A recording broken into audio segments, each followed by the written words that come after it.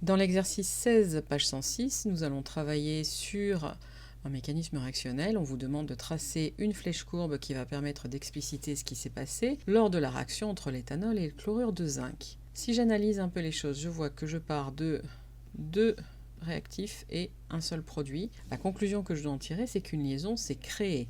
Si j'observe mes deux molécules, je constate que la liaison qui s'est créée est celle-ci entre l'oxygène et le zinc.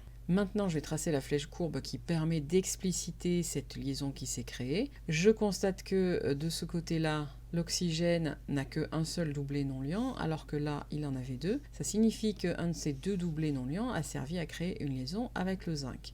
J'indique ceci en partant d'un doublet non liant de l'oxygène, et je vais sur le zinc. Cette flèche courbe va justifier la présence de cette liaison.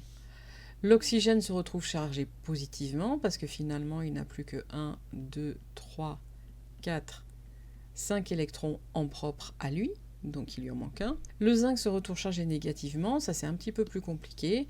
Il faut partir sur ces rectangles vides là qui sont au-dessus et en dessous. Il nous donne l'indication qu'en fait le zinc c'est un peu particulier, il n'a pas besoin d'avoir 8 électrons de valence, simplement 4. Qui lui sont amenés ici par ces deux doublés liants. Je constate que le zinc a 2 électrons de valence puisqu'il en a un qu'il a engagé dans cette liaison, un qu'il a engagé dans cette autre liaison. Si je regarde le zinc qui a été produit, il a en électrons propres à lui, un ici, comme tout à l'heure, et un troisième qui a été engagé dans un doublet liant avec l'oxygène. Il a donc un électron en trop par rapport à ce qu'il devrait avoir, il est chargé moins.